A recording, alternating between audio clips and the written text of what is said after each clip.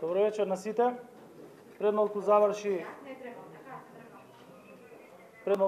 состанокот на Економско-социјалниот совет и во името на владата на Република Северна Македонија и во името на другите колеги кои што присуствуваа на Економско-социјалниот совет, сакам да ги поздравам медиумите, сакам да ги поздравам сите граѓани на државата.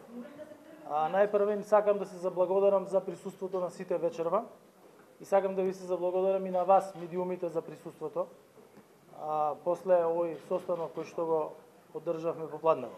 Среќен сум и задоволен што можам да соопштам дека постигнавме договор и со Сојузот на синдикати и со работодавачите, со кој 80.000 граѓани ќе се извлечат над прагот на сиромаштијата.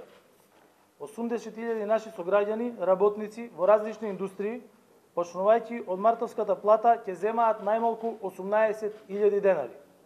Оваа сума означува раст на нето платата на овие работници за околу 45 евра месечно. Зголемувањето на минималната плата на 18.000 денари, која на работниците ќе почне да им се исплаќа на почетокот на април, е мерка која во најголема мера ги опфаќа вработените во микро и малите претпријатија, трговијата, преработувачката индустрија и други важни индустрии во земјата.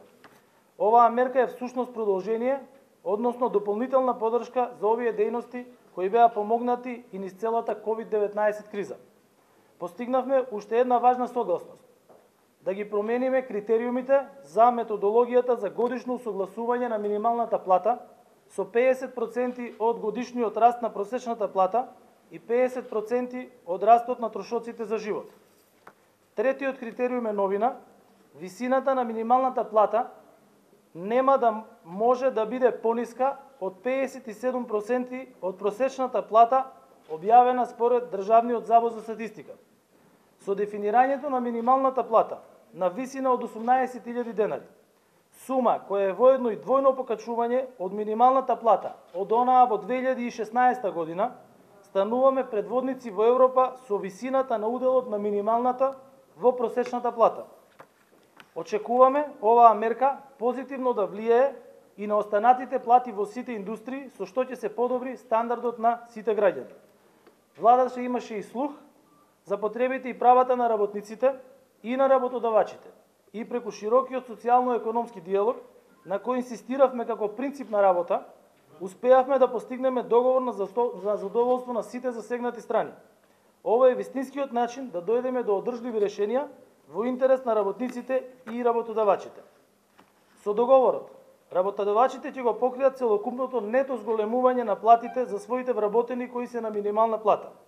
Државата пак ќе ја покрие целокупната разлика во делот на придонесите од сегашната минимална плата од 15.200 денари до онаја кој ќе се исплаќа за март од 18.000 денари. Станува збор за удел од страна на државата во износ од околу 16 милиони евра до крајот на годината. Ветивме и реализиравме мерки кои директно го помагаат животниот стандард на граѓаните. Во исклучително кризна година, година на европски и светски кризи, остануваме фокусирани на поддршката на граѓаните.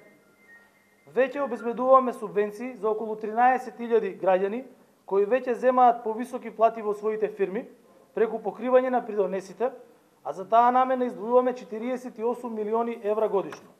Подсетувам, не дозволивме радикално поскапување на струјата на пазарот да падне на грбот на граѓаните. Денес 650.000 граѓани плаќаат речиси иста цена на струјата, а поскапувањето за 72% на струјата како обврска го презеде државата. Со тоа практично ги субвенционираме сметките на граѓаните во висина од 38 милиони евра. Најдовме решение и за кризата со парното грејење во Скопје, која исто така е последица на европската енергетска криза. Не дозволивме граѓаните да останат без затоплување и го преземавме управувањето со БЕГ. Сите овие решенија се во интерес на заштитата на семејниот буџет на секое семејство, заштитата на стандардот и влогот во битка со економската криза. Новата влада има огромни предизвици пред себе, но засега сум среќен дека добро и посветено ги менаџираме и така ќе продолжиме во иднина.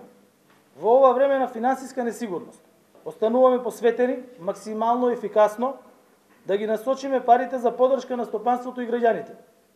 но и одговорно да ги трошиме граѓанските пари во проекти кои значат економски раст и развој и зголемување на животниот стандард и квалитет на живењето. Тоа е одговорно владење. Ви благодарам.